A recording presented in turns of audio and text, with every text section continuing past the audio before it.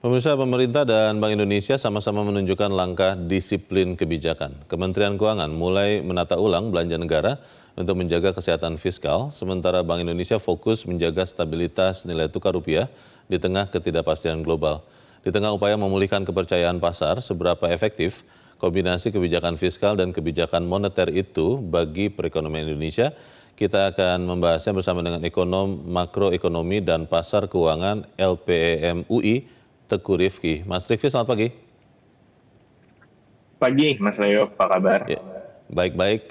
Kita melihat Mas Rifki ada langkah menata ulang kebijakan fiskal dan juga di saat bersamaan kebijakan moneter kelihatan lebih agresif dilakukan oleh Bank Indonesia untuk membela rupiah.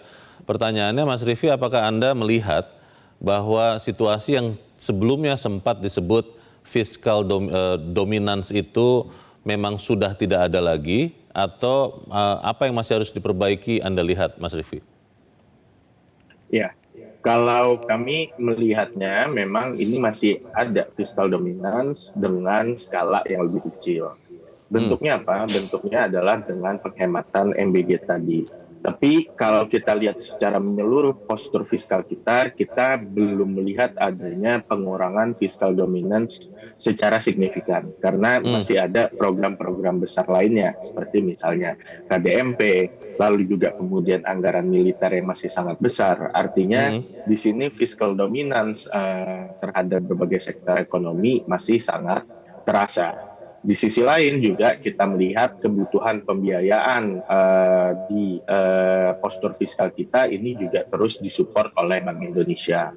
Yang ini juga menjadi tanda-tanda bahwa fiskal dominance tersebut masih ada. Mungkin kalau kita melihat sebetulnya terminologi yang lebih tepat di sini adalah state dominance, di mana state dominance ini masih sangat signifikan di berbagai sektor perekonomian. Memang kita melihat ada perbaikan dari sisi MBG, tapi di sektor-sektor lain kita belum melihat adanya perbaikan yang meaningful. Kalau kita melihat MBG diefisienkan, lalu juga ada satu langkah yang menarik ini, Mas Rifki, soal penempatan dana pemerintah, dana sisa saldo anggaran lebih ya, SAL, itu kepada Himbara. Kita lihat sempat ditaruh, kemudian mau ditarik, dan mau ditambah lagi menjadi 400 triliun. Anda lihat sebetulnya ini dampaknya kepada kredit khususnya dari bank-bank Himbara yang ditempatkannya itu efektif untuk mendorong kemudian pertumbuhan ekonomi juga, atau seperti apa analisis Anda? Iya, kalau kita melihat penempatan dana ini memang terlihat tidak terlalu produktif ya, atau ada beberapa instrumen yang membuat ini kontraproduktif. Pertama, memang isu di pertumbuhan kredit kita bukan dari sisi supply kredit, tapi dari sisi demand kredit. Kenapa? Karena sebetulnya likuiditas dari perbankan ini cukup ample sejauh ini. Kedua, juga perbankan ini masih banyak memegang asetnya dalam government bonds. Artinya, saat ini perbankan memiliki dana idle yang cukup besar, tapi memang tidak ada permintaan kredit yang cukup untuk mereka bisa menyalurkan. Sehingga tambahan kredit ini pun juga tidak terlalu produktif. Kedua, sebetulnya penempatan dana dari pemerintah ke Bank Himbara ini membuat suku bunga kredit ini menurun. Tapi di sisi lain, beberapa waktu belakangan Bank Indonesia ini justru meningkatkan suku bunga acuan. Jadi ini adalah dua kebijakan yang sebetulnya conflicting dampaknya kalau kita melihat dari sisi suku bunga kredit. Dan mungkin yang ketiga yang juga menjadi isu adalah dari sisi kesinambungan fiskal itu sendiri. Kemarin saat dana itu ditarik, memang ada isu cash flow di APBN kita, sehingga perlu ditarik. Nah, sekarang dengan ditempatkan lagi, ini menimbulkan kita memiliki risiko cash flow fiskal ke depannya ketika terjadi shock tambahan di perekonomian. Harusnya memang ini disiapkan secara idle dana-dana tersebut agar saat terjadi shock pemerintah tidak perlu isu hutang lagi dan bisa menggunakan SAL yang dimilikinya. Saat ini SAL yang dimiliki justru akan semakin sedikit dan berpotensi menimbulkan kebutuhan untuk penerbitan bond saat kondisi fiskal ini sedang sulit. Mas Rifki, kita masih ingat belum lama mantan Menteri Keuangan Khatib Basri mengatakan sebetulnya kebijakan fiskal menjadi Menteri Keuangan itu mudah. hanya ada 3 langkah katanya, naikkan pendapatan, kurangi belanja, atau kalau memang uangnya kurang ya tambah utang. Anda lihat di kondisi sekarang ketika kita lihat juga Menteri Keuangan Purbaya belum lama dari Tiongkok mengatakan minat kepada rencana Panda Bond itu besar.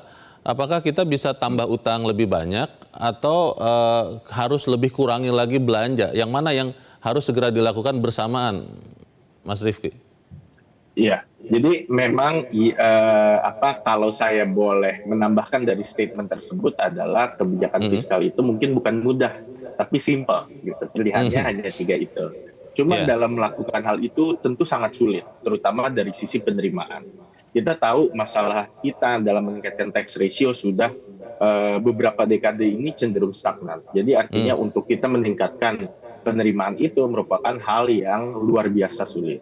Nah, kalau dari sisi pengurangan belanja, ini sebetulnya relatif mudah selama political will-nya ada. Contohnya apa? Untuk mengurangi anggaran MBG. Tapi ada anggaran-anggaran lain yang pemerintah juga perlu memberikan political will untuk memotong anggaran tersebut.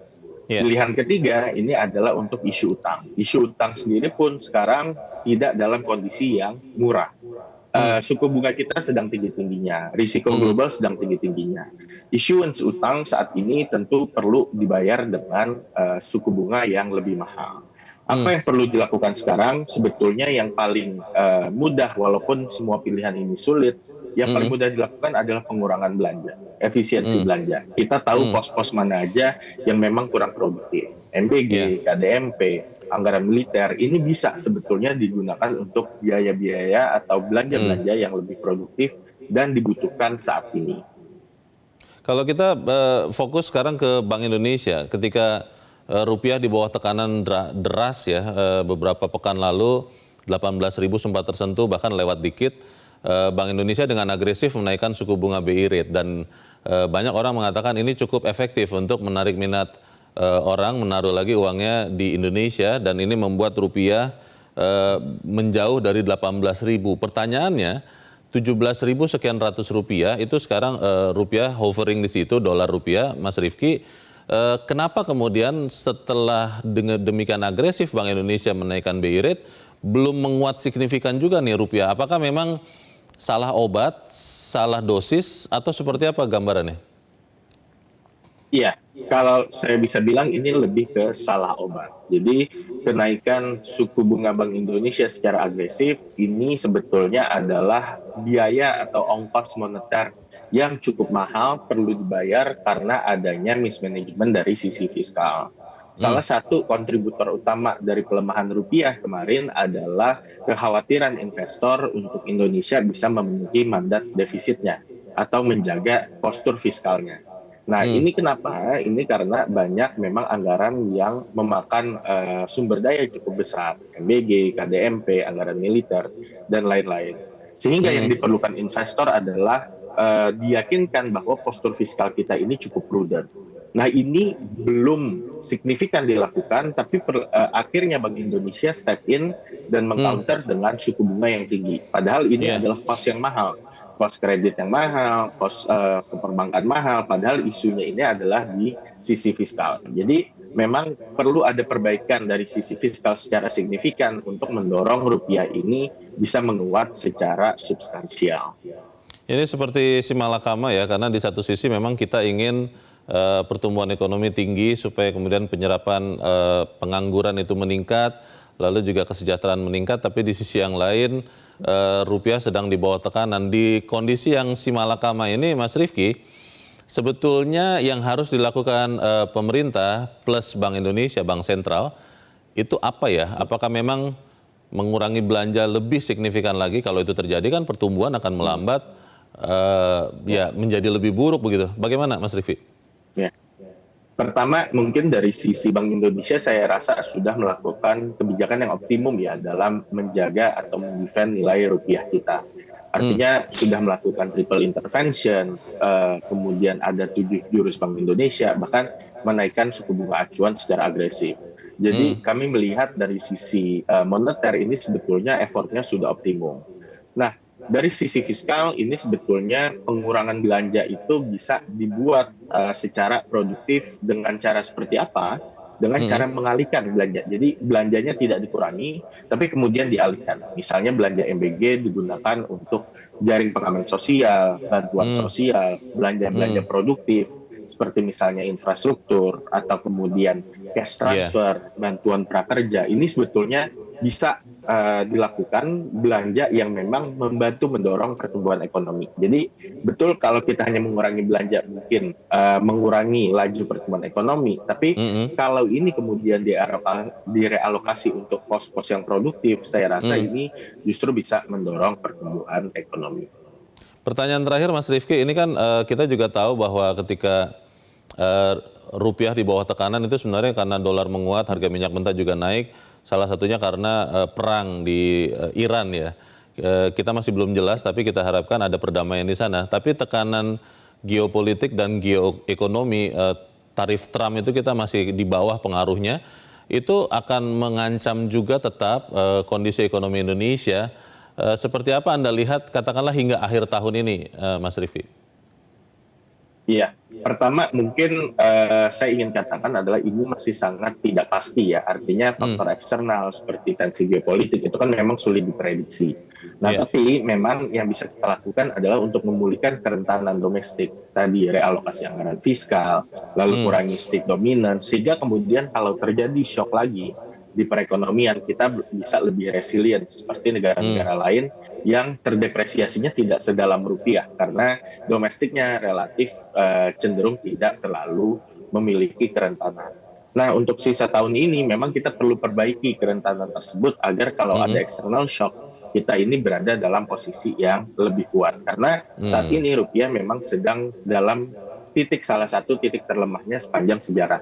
Kalau ada shock lagi, ini bukan tidak mungkin akan melemah lebih lanjut. Jadi memang yang perlu dipikirkan oleh pemerintah saat ini adalah bagaimana memulihkan kerentanan domestik sehingga dia itu bisa relatif resilient kalau ada external shock di sisa tahun 2026.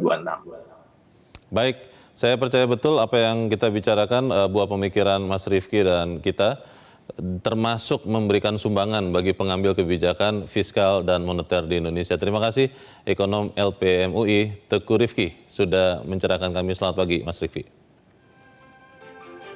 Jelajahi cara baru mendapatkan informasi. Download Metro TV Extend sekarang.